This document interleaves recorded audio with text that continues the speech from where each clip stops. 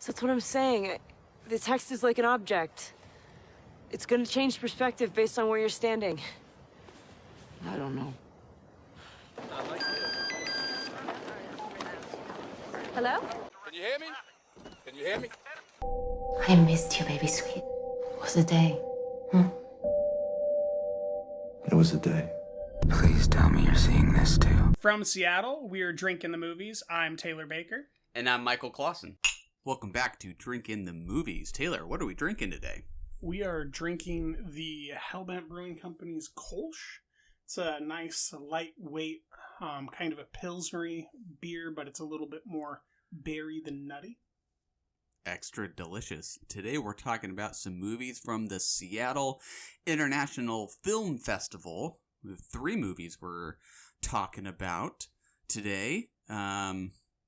We've been to the festival in person before. This is all virtual still. I remember seeing Paul Schrader's First Reformed I was together. about to say, this is actually us in that sequence where we're levitating and like everything's, like this last year. It's not real. We just maybe drank some liquid. Exactly. Maybe we didn't. Yeah. We have a couple documentaries, one narrative feature, but we'll do some first impressions before we get going. What are we doing first impressions of? We've got Zola from A24, which we've been waiting for I think 2 years now. And Those Who Wish Me Dead from Taylor Sheridan, who we've been waiting for a new project from since Wind River, other than his television series Yellowstone. Zola first. Zola first. Hey, last month I went dancing at this cute spot in Florida where my roommate's girl made like 5 G's a night. Because of my birthday. We just met yesterday and you're already trying to take whole trips together? Be ready by 2. You want to hear a story about how me and this bitch fell out? It's kind of long, but it's full of suspense. You want to go somewhere with me? That's my face, shut it so bad. Dear Heavenly Father, we are asking you a special prayer today. We asking you to send us niggas. Send us niggas with culture. Send us niggas with good credit. What brings y'all here? We making shmoney. Money, titties.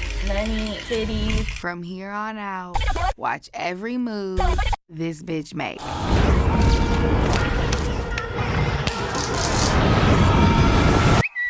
All right, that was the trailer for Zola, which premiered, I think, at last year's Sundance Film Festival. I think it was 2019, but I might be wrong.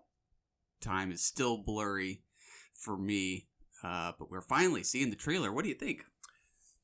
Somewhere between Hustlers and Spring Breakers is Zola. Totally. I was going to say Harmony Korine too. I'm right there with you. Yeah, there's these great highway scenes as they're going over stretches between like Little Land and the bridge over the ocean that remind me of Waves.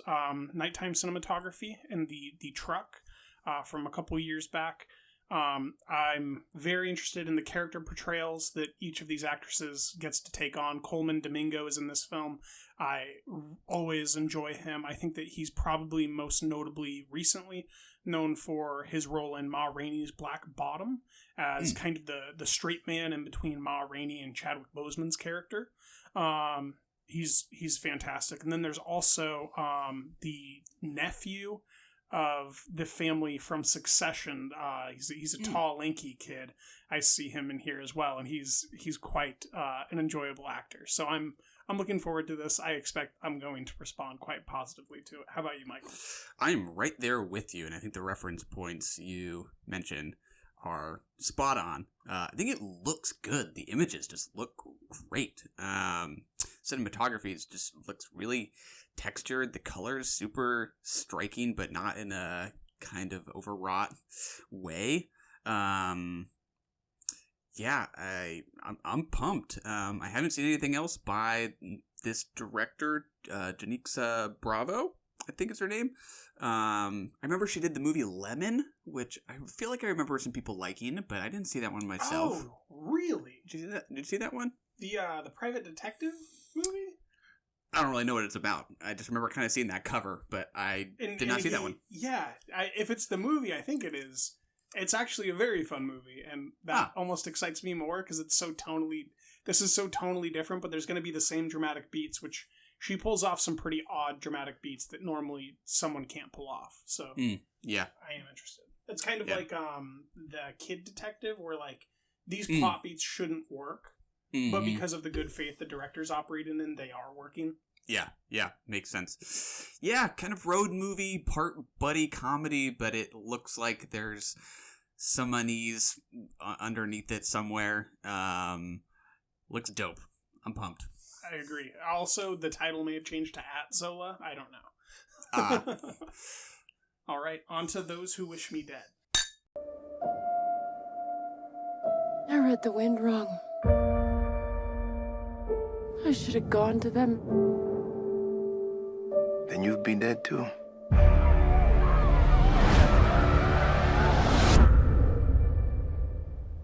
That's our job.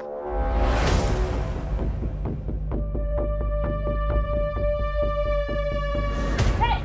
Stop! I'm not gonna hurt you. I want to see where the blood's coming from. It's not my blood. You in trouble?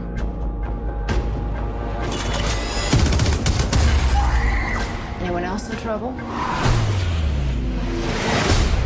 My dad said if anything happened, I should find someone I can trust.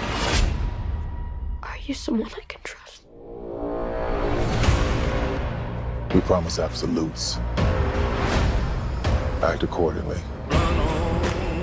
All right, Michael, that is the trailer for Taylor Sheridan's Those Who Wish Me Dead, starring Angelina Jolie. What do you think? The trailer itself reminds me quite a bit of the trailer for the second Sicario, where they really have the making a rhythm out of bullets down. Like, I feel like it has got to be maybe some of the same editors or something like that. Real similar feel. He even just feels like he's taken after Denis Villeneuve a little bit in his style. Just this kind of very muscular form of American action thrillers. Assassins and wildfires in one movie. That is quite a story that it looks like it is telling. It feels like it might be a little outlandish for me, but I expect to be entertained. I would probably consider it escapist fare, but I think I could probably have a decent time with this. What about you? I don't disagree with anything you said. My first, I wouldn't say reservation or concern, but like just point of interest is I don't believe that he's ever adapted a book to a screenplay before. And that I believe is what I saw here at the end of this trailer, that it's adapted from a book. So it's going to be interesting to see how he does in that, because if he does well and this film turns out to have done well, there's probably going to be a lot of money for him from Hollywood, because there's a lot of books that they have the adaptation rights to that have not been made yet. So that's kind of the first point of interest, not really judgment one way or the other. Whether or not the fire looks real is going to go a long way for me. Oh, yeah. It's a lot of it. It always does. I have a tag on Letterboxd specifically for that called Shitty CGI Fire. So I hope that I don't get to use that tag when I log it on Letterboxd. But I'm going to try to watch it in Dolby, get really crisp black, because those crisper blacks allow the fire to look more realistic for me. It's trying to be harrowing. As you mentioned, it's very escapist. Like it's a little bit far-fetched, but I think that there's a lot of sincerity to what I saw, which is kind of the thing that he makes his bread and butter on, is sincerity, no matter how outlandish things get. So I think that once I forget to remember that I'm watching Angelina Jolie, a like super or an ex-model who became an action star in Tomb Raider, playing this character, and I'm just like worried about the fire catching up to her, I'm probably going to be having a very good time in the theater. Yeah, I agree. I think sincerity with this kind of thing is good, because I don't really like irony or any kind of comedy seeping into this kind of fare, but I also don't like self-seriousness in a scenario that is a little silly in a way. So I hope it's not taking itself too seriously at the same time. So I don't know, there's kind of a fine line with this kind of material that involves just some wild stuff between assassins and raging forest fires. Yeah. And normally it comes down to like how the characters play. Like you can let one or two characters be really self-serious, but you can't let all of them just be the same dark, brooding character. And with Bernthal, I'm a little bit worried that he'll just be another assassin. I was going to say the guy from Game of Thrones, who I couldn't tell you that actor's name. Aidan Gillen. It looks maybe a little hammy to me. I mean, we barely saw much from him. It's a little bit of a hammy villain thing going on, which could be fun, but we'll see. Yeah, true. All right, let's get on to the SIFF title, Sweat.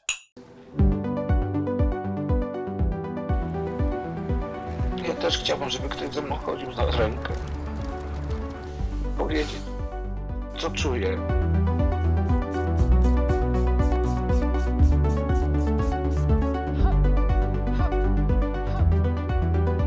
Co mi się wydaje, że to jest mój stalker.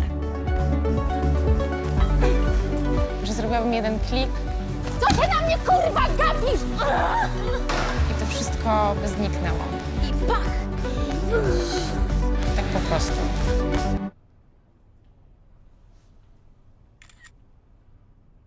All right, Michael, this is our only feature film from the Seattle International Film Festival that we'll be covering. I believe that it is a Swedish and Polish production, but my understanding is that the film is actually set in Poland, which it took me quite a while to try to sleuth out. What do you think of this one? I like this movie. I'm with you. I would not have been able to tell you that we were in Poland. I don't think it really foregrounds the place, but that's not a problem. That's just a thing about it. I like this movie quite a bit. We're following a young woman by the name of Sylvia, played by Magdalena Kolesnik, who is a fitness personality / social media celebrity. We hear multiple times throughout the movie that she has around like 600,000 followers on, I think, Instagram specifically. So she has a solid following, and the movie sort of tracks her career as a fitness motivator and some of the loneliness she experiences due to a lack of any kind of romantic relationship or even friends, period. It's really kind of about the loneliness she experiences in this lifestyle. What about you? What'd you make of this? Yeah, I would echo a lot of those things. I think I'd describe it in like a sentence as like a week with a social media influencer. You're right. It's over like a very short number of days. You're right. I really like the almost frenzied camera movement at times. There's an interesting handheld cinematography happening here where there's like very conventional, almost static shots, if you didn't notice the slight nudging. And then there's these outdoor scenes, like when she's taking her dog out for the first time and you haven't yet learned that plot beat about the car, the man in the car who becomes her stalker. The camera's really flurried and frenzied when it's going back and forth, but when it's on its subject, it's kind of slow and it's moving up and down, but it's not like really frenzied. And then when she moves side to side, it just boom, and you start to get this feeling of unwieldiness of some sort. Like there's something that's not right here. And I really responded to that cinematography choice or the direction choice. That happens as well at the birthday scene. When things start heating up, the camera kind of starts darting around and you get smothered with the layering of them on the couch and then the dining room table and that new big TV and just how cramped and crowded everything is. I really responded to that, and I like the juxtaposition that the film has of her being kind of this soft, emotional, open, honest person and not being able to actually sincerely share with people. I think that scene with her mom is really, really interesting because it plays kind of a myriad of ways where it starts and you think that maybe her mom's going to be this nice person, just like her. Mm-hmm. And then you learn that she's really withdrawn and in herself, and she doesn't want any of her neighbors to hear that her birthday song's been sung to her. She notably closes the door of the window. She says, shh, be quiet. She doesn't want anybody to make a fuss. And that really informs the character with a great interiority about why she's acting this way and where those emotions are coming from. And it also changes the angle of that mall scene where a woman stops her to share those emotions. And you think it's going to go one way where she's going to be like, I don't have time for you, you're a fucking creep. And then it turns out to be the most, I think, meaningful and engaging conversation that she has in the entire film, where that person wants to know more about her and is there for her than any other person, whether it's her family member or the man who's trying to sleep with her or the few other people that we see along the way. Yeah, I like that scene you mentioned where Sylvia runs into this old friend in the mall who... Not a friend, a follower. Oh, is it a follower? Just a follower. Oh, I thought they had known each other or something like that. Weird. It seemed like they had a familiarity with each other. Are you sure? Yeah. Okay, maybe I'm misremembering. Unless I misread the subtitles, she basically was like, I recognized you from your Instagram thing, and then she's like, I'm sitting over here. Would you come talk to me and have lunch with me? Yeah, and then she starts sharing about like her life experience and where she's at. And Sylvia begins to, just like provide how she sees that or feels with it, and she doesn't judge that person. Yeah. Well, yeah, I guess what I thought was interesting about that scene, although maybe I've misinterpreted because I might have misunderstood the context of that relationship, but, I guess I was kind of expecting some obvious beats in this movie that it didn't ultimately hit, and I think some of the more obvious ones that this movie could have hit is whenever we do see Sylvia interacting with other people, I kept kind of waiting for these other people to be talking about the things that they have, and that Sylvia doesn't, but that she wants. And instead, this woman is talking about like her really kind of troubled family life. And I want to say she's talking about maybe a child or a relationship. I don't know. It's just kind of intimate personal details. And what would be the much easier thing for this movie to do is for Sylvia to run into people and hear about how great their lives are and have that only accentuate the fact that Sylvia wants these things and doesn't have them. And instead, it's just not quite that easy, where Sylvia wants these things and at the same time hears about how hard they can be. And it just feels much more real. And she doesn't want the cheap version. Yeah. Which I think totally changes, you can tell this is an American almost, because she doesn't just want it. She wants a sincere version of it. Mm-hmm. And she's not settling for any version before that. Yeah. I'm completely with you about the camera work. I think, part of what Sylvia is selling is her energy. It's not, I wouldn't really call it bubbly. It's just like an intensely energetic presence she has when she is turned on for her followers and leading them through a exercise class or whatever. La passion. Yeah, and the camera work very much matches that energy. And I really like how the opening scene of the movie is also set in the mall, coincidentally.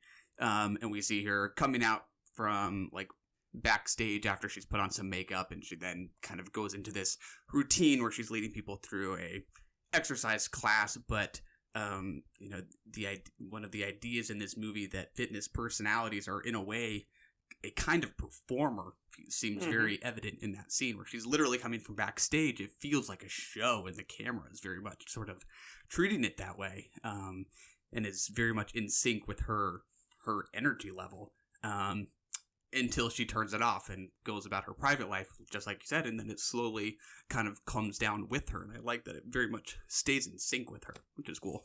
Yeah, there's also the cheap American version of this would be how insincere she is, and it took me a good third of the movie to just stop looking for what I'm always looking for with people looking into their phones talking about themselves.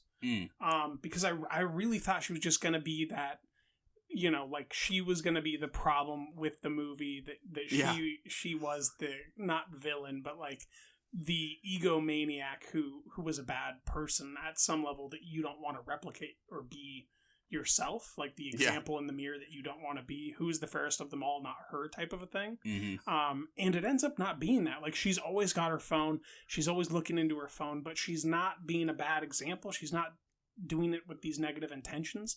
And it really just kind of spins the whole piece in a, not on its head, but in a way that feels very original. I think that I do have some hang-ups with the film. I feel like there's not quite a clear progression.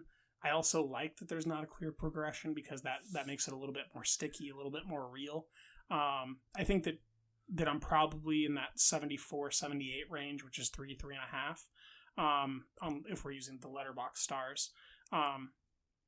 But it feels stickier than that. It's kind of like when The Last Black Man in San Francisco never made my top 10, but it's probably the movie that I quote to you the most.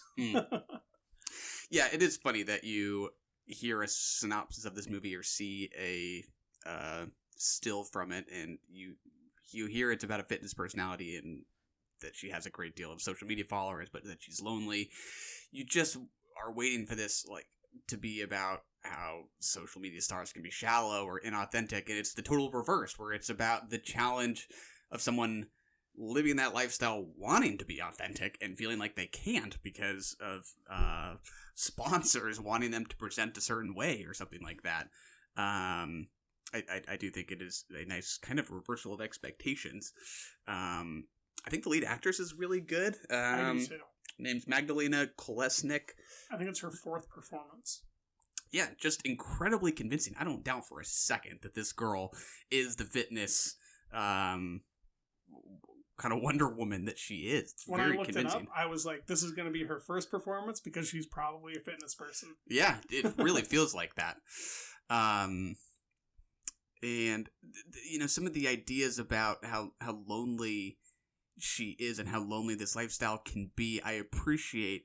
I also kind of found myself wondering, though, like if this movie's maybe asking us to take her loneliness or the absence of good relationships a little bit too much for granted. Like I almost started to kind of wonder, like, why doesn't she have even a friend or more friends? I started to kind of wonder why that simply didn't happen. It doesn't really go out of its way to show us how busy she is or anything like that.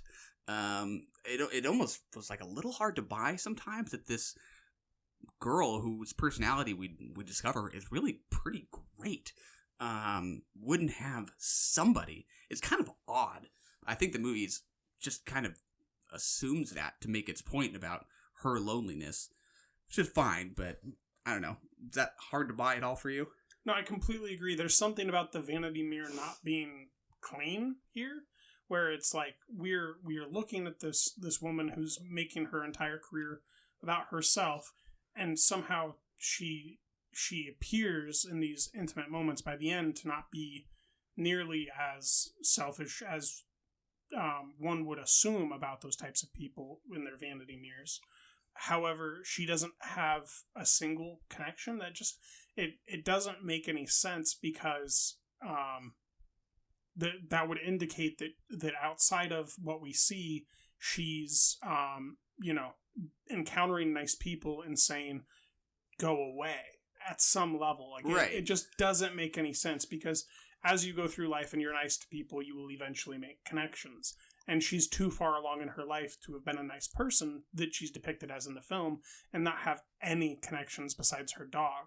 It really is incoherent because there's this crucial scene in which the man that she's seeing goes down and beats the shit out of her stalker, and then she goes down and helps her stalker, drives him to the hospital in his car that he's stalking her in, masturbating to her in public, and she's the one that's there for him, taking care of him. This person would not have zero connections. Totally. It does not make sense. There's some suspension of disbelief involved, which I kind of did, but I also kind of wished I didn't have to do that. It's kind of a setup that just, on a certain level, doesn't make sense. If you just accept it, it's okay. Thumbprint. Like there's an identity there, but it's not clear. It's not complete. Yeah. I kept waiting for it to describe, the way in which she might be intimidating to people, the way somebody might find her unapproachable because she is put on this pedestal, but it doesn't even really do that. I think she's actually super approachable. We see that in the mall. Mm-hmm. We're like, I want to be friends with this girl. So that was maybe one issue, but I think there's a lot of tenderness that I just did not expect. There's the scene you're describing where she's taking this man who's been stalking her and has been terrified of to the hospital after he's gotten the shit kicked out of him, and she's checking him into the hospital. His face is bloodied, and there's a shot of her just putting her hand on his back as he's just reeling in pain. It was a really tender moment. I don't know. I was not expecting. Yeah, it's like I simultaneously I really like this direction. I'm impressed by the performance and everything, but there's something missing at a core foundational level that you just can't ignore. I would still recommend the film. I still think it's worth spending time with, but I think that the screenplay needs to be better the next time around for this director, and I'm expecting great things out of this actress. What was her name again? Magdalena Kolesnik. Okay. And I'm with you. She was great. Favorite scene? What is my favorite scene? Do you have one while I think?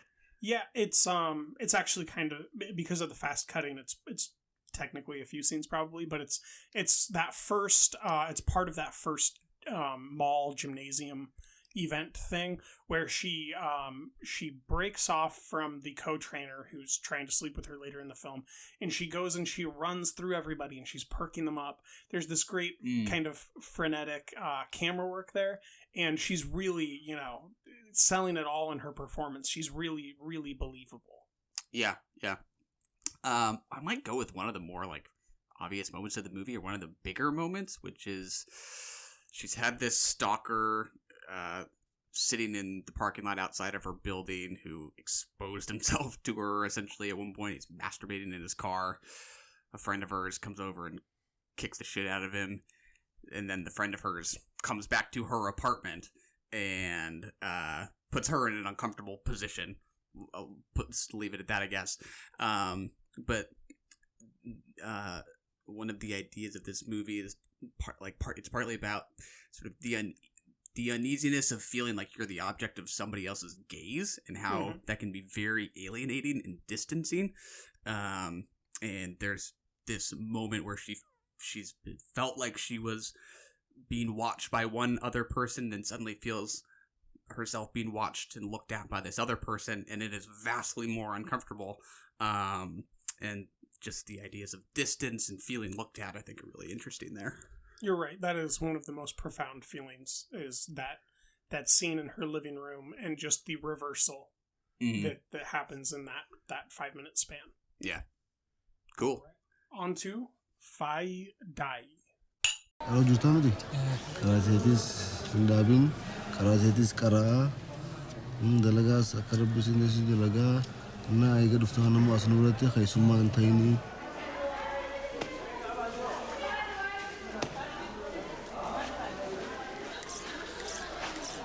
Juma ni kamata. Juma sfitin kamain, kana John leda, dicha diamta, murin tegana daima, karatetis harat murin. All right, Michael. This is a documentary, quote-unquote, film about Sufi Muslims and the harvesting of the khat plant that is chewed for their mysticism and their experience in religion. It follows the harvesting, the harvesting of the plant itself, and then peeling the plant itself to get the leaves and shipping the leaves to the village, and then proceeding to tell a boy that no, 15 of these dollars is enough to get some high mountain water, some khat, and some charcoal, or some sheesh rather, and some charcoal. What do you think about this documentary? I really like this movie. It is much more about mood than exposition and learning the specifics of the khat trade. It's much more about the feeling that pervades this region where khat is sort of affecting everyone's life in one way or another, whether they ingest it or harvest it or just kind of live alongside this crop. I thought it was awesome. I thought it was incredibly intoxicating. It's shot in black and white. I think it looks incredible. And you said documentary, you did air quotes as you said that, because there are some maybe fictionalized elements. It's honestly a little hard to discern sometimes, I think, where something might be a little scripted versus just spontaneous dialogue, and I was totally good with that. It just seems like it's an effort to better express the underlying kind of truth and what everyone is feeling. It has this very kind of haunting sadness pervading a lot of it, I think, as people either just feel kind of stuck in their position, wherever that might be relative to the crop, or wanting to leave this area of Ethiopia.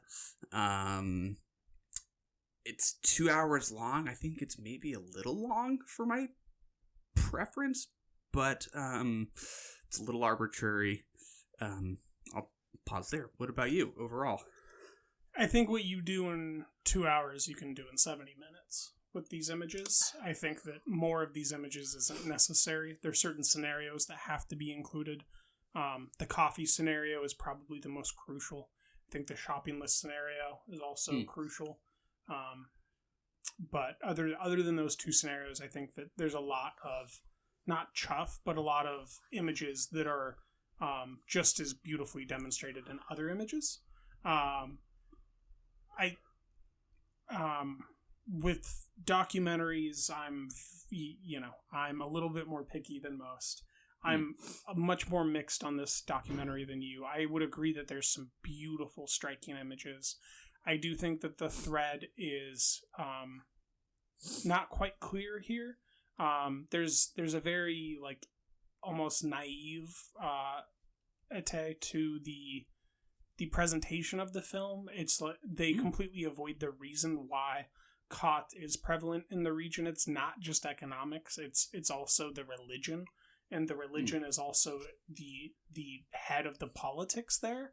And the head of the politics there also feeds into a larger Muslim nation that is importing the khat that they're growing. So I think the boundary conditions of the film keep me from loving it, because I know that there's a lot more to the story that it's not including.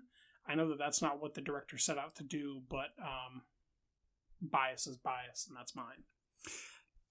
You wish it explored more of the connection between khat and its use in the religion? Is that what you mean? Yeah, and also the implicating factors of if you were to go do a study of coffee beans growing, you wouldn't be done with that region until you had examined the region that it's being sold to. Yeah. And that is avoided here. And the reasons for why it's sold to those other regions, and the ancient practice of Sufi mysticism, which is I think one of only two versions of mysticism within the Islamic faith. Just the fact that it doesn't really get into that. I mean, there's a few moments of narration over my favorite scene. I'll get that out of the way right now. My absolute favorite scene is the doorway of smoke, in which there's an eye. Yeah. At one point, and it very much looks like a jinn, which is the original term for genie or jinni, and it's like this soul of the desert, or the soul of an element. And there's this narration about a head of a mosque there, and just kind of explaining it, but they don't really get into the reason why khat is used for Sufi mysticism. They don't get into the reason why khat is imported to different regions, and that it's a big hang up for me. But the images are beautiful. The boots on the ground look is interesting.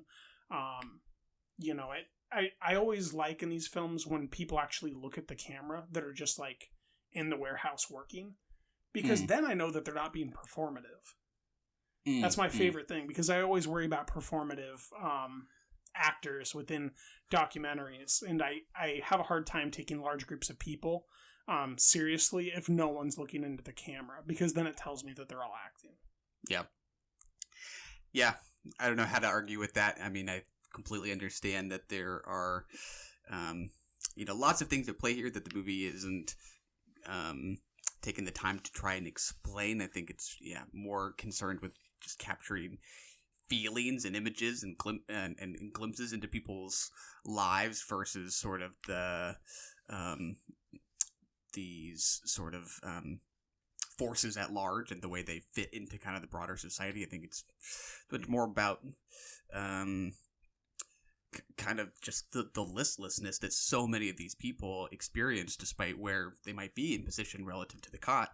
Now there's something very kind of uniform across so many different people in this movie that they're experiencing something very kind of similar. And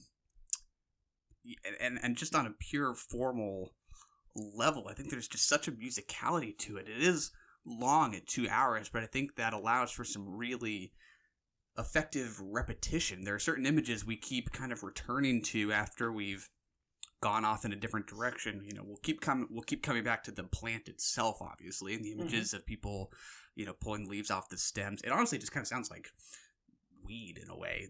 It's a plant that you chew, or you chew the leaves. I think we maybe see some people smoking it, but it gives you a high from what I can tell. And just the way in which the film seems to be under this same kind of haze that the people are under is really affecting for me. And so these images of the plant itself, this attention on hands, and kind of the study of hands as people interact with it. Shots of people, whether they're outside in the landscape or inside, but usually facing away from the camera a lot of the time. Usually just kind of has this kind of longing associated with it, which can be really affecting. And it's kind of a landscape study in itself, too. Just plenty of shots of how light plays off the different areas of this kind of walled town in Ethiopia and the natural landscape itself. That all gets me pretty far with it. Yeah. One of the, just to go in a different way, I guess, one of the things that it reminded me of was like 1800s America, 19th century America, if you will. And just like no one at all besides the gold miners at that point in time did anything for work that had nothing to do with the crop. And it's like, this is a nation built around this very 19th century America where everything is about the crop. Like whether or not you eat tomorrow is based on how this crop goes today. And I do find that to be very, very interesting at a macroeconomic level, just thinking like, this thing that we were doing in the 1800s is now translated to Ethiopia, right? Because Ethiopia used to be a bunch of different crops and a few different opportunities for work outside of cropping. And now, at least within the context of this documentary, everything is about the succession of these crops. And, I kind of wonder, in 100 years, will this retroactively have looked like progress? It's an interesting question. I do not have an answer for you. I don't either. I don't think anyone does. It's just one of those things that, because you could argue 19th century farming, was progress because it allowed us to expand in the capitalistic macroeconomic market. And I just, you have to wonder if that's going to get everybody at the same skill level with cot. And then everybody will have the same background to begin to build new economic tools to leverage themselves in the macro sense of the word. Food for thought, food to chew on. There yes. You go. How about the look of the film? The black and white, most of the quality of the images. The music, I think it's an interesting sounding film because there is a score, but there's also a lot of natural sound. How most of that play? Mixed. In the first 5 minutes, there for a little bit is this very blurred imagery. That actually looks ugly. Like it looks like you're watching it through a VHS. Oh, my heart. It's very blurred, and I checked to make sure that it wasn't just like my stream, that it was how they wanted it to look.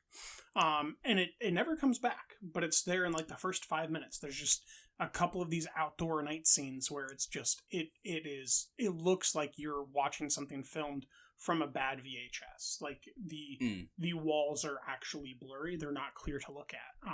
And I mean, even though it's ugly, like it drew me in. I think I spent like probably 40 minutes with this film, just like deeply engaged by the sensory input that it was giving me. But eventually, the repetition kind of started to push me out of it, and it didn't go deeper. It just stayed at the same metaphors where workers have their backs turned, and you start to have, you know, some interiority thoughts about how they're quickly peeling this cot, and you know what exactly that means, and why are they putting those branches there and these leaves here, and that all is really engaging at first, but then as it repeats and repeats and repeats the images but doesn't add deeper value, I started to kind of lose the thread of attention.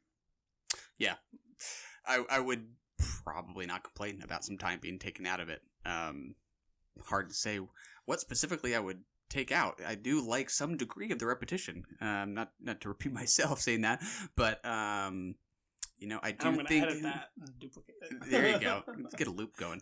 I mean, I do just, you know, kind of appreciate the film grammar here. I do think nonfiction, you know, poetry, for what you will, is something people kind of tend to resist, because when it comes to documentary, people want just explanations. They want facts. That's what they're kind of primed to expect, and they come to it to learn something. You know, I think this just the formal endeavor here of using it to do something that's more impressionistic and willing to kind of be ambiguous is bound to leave some people frustrated, I think. But that's also what makes it original for me, and what makes it stand out. I mean, I can go learn about the cot trade. You could tell me about the cot trade. It sounds like you could tell me more about it. But I can't experience the feeling and see these images and feel kind of the rhythms of this life in anything except kind of this very unique form. I do think it suffers just from not being seen in a theater. This kind of experience, you know, is not it does not do well in a room that is not dark to begin with. When so many of the images are dark, that's not going to help anybody's experience for sure. Luckily, I watched it after 11 p.m. within the pitch blackness Smart of the very move. room you're sitting in. So yeah, like I can imagine this suffering in the context of like a festival where people were really binging, where we did a much smaller sample of SIFF overall. Yeah, if this was my 40th movie, this would be a 0. That would... It's kind of incredible that it's been as well received as it has when it's only played festivals, and presumably all virtual ones. Yeah. But yeah, interesting. I mean, sensibility obviously is the caveat to all criticism, but the film Altiplano, like, part of the reason it works for me so deeply and so memorably is that it doesn't overstay its welcome. Oh, yeah. And at some level, I think Faya Dayi doesn't understand where to stop. I think that the impressionism and the poeticness of the images, I completely agree with that, but I think an hour 10 is probably where it should live, but I don't know why it has to be over 30 at some level. Like to feel the poetry in a shorter amount of time sometimes makes the poetry linger longer. And I think that the longer that you keep spending time with it, the more it undermines the beauty of its first few lines. And I don't know, that's just where I'm coming at it from. Totally. I mean, I'm completely with you there. Sometimes the best feeling is feeling like you're left wanting more. Sometimes that can actually be a really great feeling. That is the way I feel with shorts sometimes, where I'm like, I gotta see that again. I just did not get all of it that time, or that wasn't enough. Even feature films, there's a few features like that. Yeah, and yeah, I'm totally with you that there came a point where I felt like I maybe had my fill, and that's disappointing. Yeah, we're on the same page there. Yeah. But last night, as you mentioned, acquired by Criterion. Do you know when it's expecting to be released? Well, I think they were going to try to give it a theatrical run. I think like Janus Films picked it up. Oh, wow. Okay. So maybe sometime this year whenever maybe they this can summer. play somewhere. I have to imagine it'll probably be boutique Independence this summer. Yeah, for sure. All right, on to The Earth is Blue as an Orange.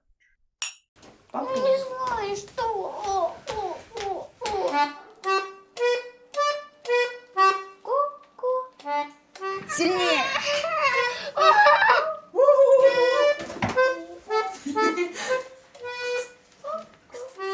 Мама, да, садись.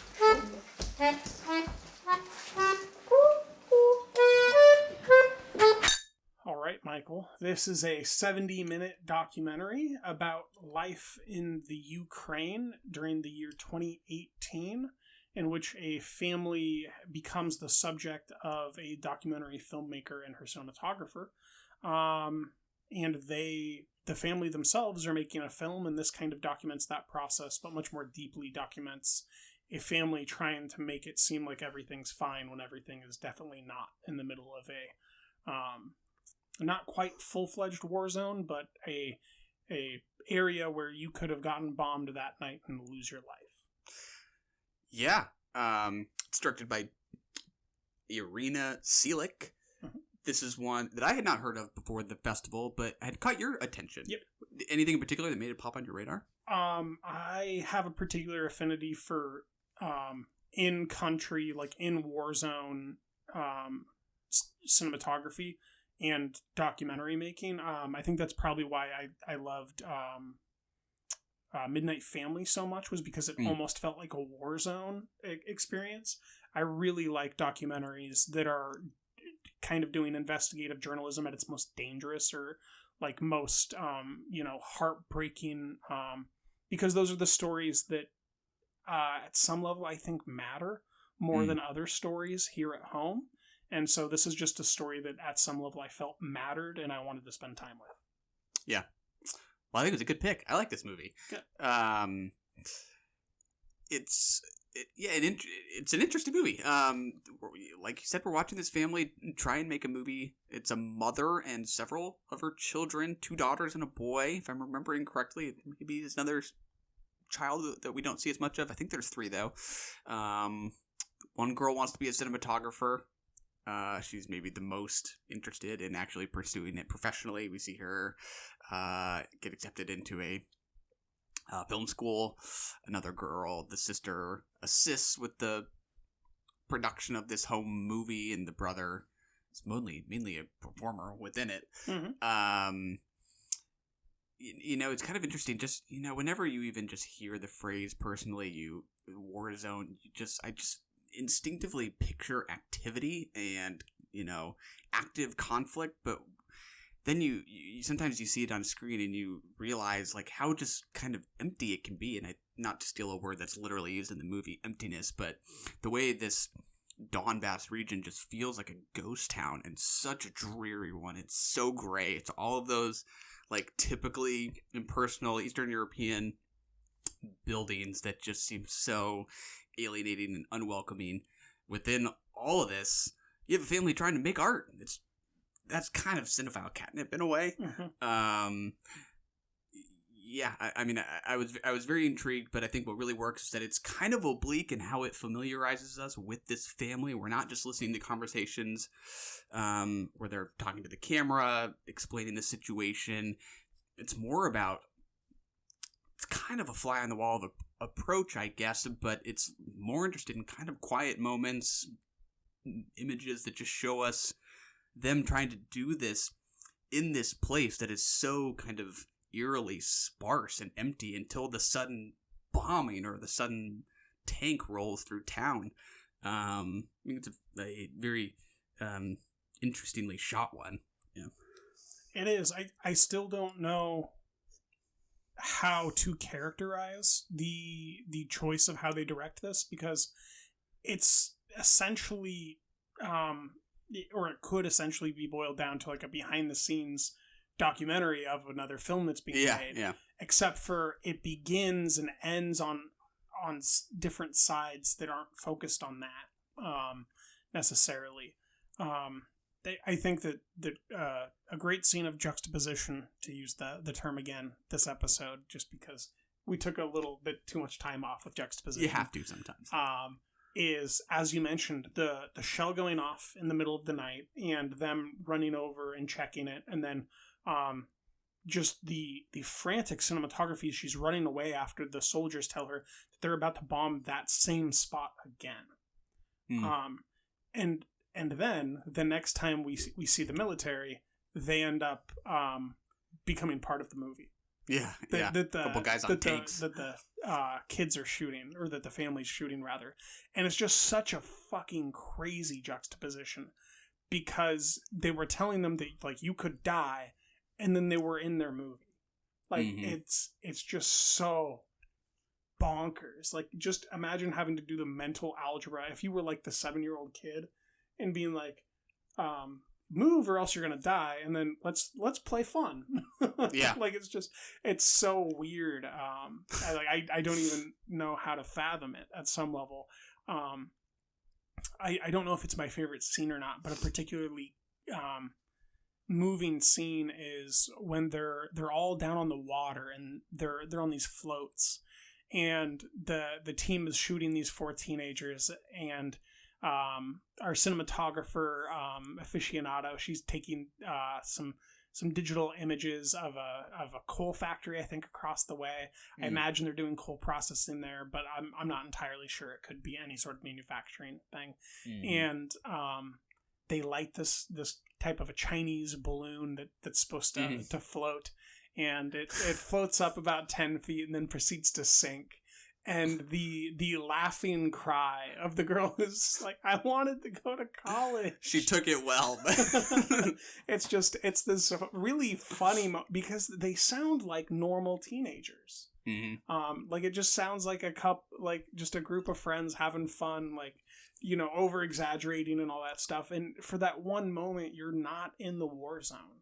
And you know, there's something deeply emotional to the way that these images are assembled together, that they're edited. I really like the choices of only using like 3 or 4 lingering shots where there's no life, and it just shows like the decrepitude almost of the yard, the backyard of their house. Like, it's not like they don't take care of it, but it's like the weather is terrible. And it's just strewn with things. It's not even untidy, but it's messy. It could be cleaned up quickly, but it's not clean. And you just sit with that image for a while, and it just, I don't know, it gets in your bones. I'm totally there with you. There's a scene, or maybe a couple scenes, where one of the daughters, the cinematographer, I think, or the aspiring cinematographer, who's out with another boy. It's unclear, not specified if it's a boyfriend or just a friend, but no, it was a boyfriend, because she cuts that out? Photo. Do you remember? She comes home from college in the last 20 minutes of the film, and when she comes home before they do the screening, she literally picks up a piece of paper where they're like classic boyfriend-girlfriend pose, and she cuts him out of it, crumples it up, and throws it in the trash can. You didn't need him. You were too good for him. Yeah. I like that. There are a couple scenes where they're together and he's on his skateboard, and they're just out front of what looks like a convenience store that's basically just been reduced to rubble by bullets and bombs. Yeah, completely dilapidated. But like, they're kind of just shooting shit out in front of it. Like, you just green screen that background for like contemporary Palo Alto, and like the teenagers are gonna sound the same. The distinction between like the way they behave, and they're just trying to live as if things never change, and just the rubble all around them. That's just so depressing, and so everything's just falling apart. It's really striking, but not at all heavy-handed in the craft. No, it's not. It's just this. What you see is what you get, and then those impressions of like how this would be in any region besides that, and like how annoying these teenagers would be if they just weren't these teenagers in this war zone. But all of a sudden we care a lot more about them. They're a lot less annoying because they have this great dread and grief that they're carrying with them. I mean, there's 4 cats, I think, living in this house. Yeah. As the the family shoot the film. There's like sideways camera angles from the documentary we're watching and our cinematographer, and it's capturing like the mom looking at her son as he's trying to do the thing for the film that they're making. Behind her, there's two cats on a chair that are fighting, and you hear the hissing and the growling. There's a great sense of life to this house as well. And there's a few moments where the camera goes through after the daughter who wants to be a cinematographer has gone to college, and you don't see any pets on those walkthroughs, and it feels so empty and like it lost all the life in it. And it was a really affecting moment for me. And I really respect how the footage speaks for itself, but it doesn't. It's not forced down your throat. It just is, and then they move on. Yeah, like I really commend it for, having this story of a family who has decided to not leave the region where many people have. It's very empty, and they talk about that at some point. The mother talks about there needing to be people to rebuild, and they have family there. Her parents. Yeah, you just can easily see the different kind of festival movie here that champions the strength of the human spirit and the music that tells you that. And if anything, the movie takes the risk of not being as emotional, because it is kind of not casual, but it is kind of quiet in how it follows and observes this family as they make this movie. It could also really underline itself as being about the power of cinema, which it technically is, but it's not the movie that can kind of make you roll your eyes a little bit with that kind of sentiment. It's not sentimental at all, I don't think. It's stripped back. Yeah, for sure. We don't really see the movie that they make. We see some glimpses of it at the end when a small group of people have gotten together in this kind of makeshift theater to watch it.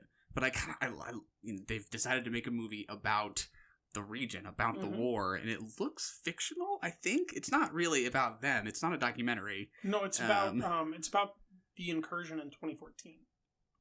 Okay, yeah, so definitely, grounded in reality, but it's not about themselves. Maybe it's inspired by. It's about the neighborhood. It's about the war, but it's about a different time period. Yeah, but the idea, my point, it's not escapism. They're not doing this as a distraction from the bleakness that they're surrounded by. It is a very much a way of processing all of this, and just the idea that is auteurship right there, is using cinema as personal expression, is very cool. It's not the kind of thing where the mother is saying, let's make a movie and pretend we're elsewhere, that we're in some fantasy land. They're doing some hard-hitting neo-realism with this movie, and they've never made a movie before. That's kind of awesome. It is. I love how invested the mom is in a confrontation with her daughter at one point about how we're going to get a panorama of the war-torn city. Like, there's only 2 scenes where we can do that. And she's like, no, when we talk to your grandmother, it has to be the pot-bellied stove. Nothing else in frame. I really responded to the family themselves and the way that it was shot and framed. I think that normally these movies go for kind of a racing type of a pace, where it's they kind of pick a subject and then they choose the footage that moves the fastest. Normally leading up to that subject's death in a war zone, and then they move on to the person who found the dead body, and then follow them until they die, and then so on and so on. And I like that this just lingers, and it goes for the intimate moments, it goes for the emptiness, as you mentioned, and it spends time with how these people are coping and feeling, which is what the film that they're making is about. It's about trying to move forward in a war zone, and I think very few war zone documentaries are actually about that. Yeah. The idea that they aren't just resigned to it, but they're still very emotionally responsive to it, and you see that when these people are watching the movie at the end. They are not just weather beaten; they're still very much possessive of emotion in response to all these images. Yeah, good movie. Absolutely. Do you have a favorite scene? I do like the finale quite a bit, where we're seeing people watching this movie more so than we are really watching the movie itself. That's pretty satisfying. What about you? I'm going to pick a sequence. I'm going to cheat. What you got? My favorite sequence is after they've arrived at the college and her daughter's been accepted. And the mother goes up and she cleans her daughter's college dorm room. And not just her side, but all the sides. She cleans the whole thing out. She pulls a bottle of vodka out of the fridge and laughs, puts it back in. And it's unopened. You know, I think that she got a kick out of the fact that it wasn't even opened. And then they proceed the footage is cut, and then it goes outside. She's with her daughter, and she says, you know, you have to stick up for yourself and do, you know, you have to do everything. I'm going to hold you accountable for everything. But if anyone is a bully, you don't have to put up with that. You tell me, and that goes away. And you know, it really puts in frame the fact that we haven't seen a father at all in this film. They briefly address the fact that there's no men taking any responsibility in this area. And I don't know, I really not only respected her so much, but just had such a deep sense of humanity towards her and love towards her as a person. You believe her when she says she will take care of it. I would not want to piss that lady off. No, yeah. She's her own chimney sweep. Don't fuck with her. And that is SIFF. Till next year. Run! Go! Get to the chopper! We have to go. I'm coming with you. That was brilliant. You're the best and we love you! And that's another one in the can.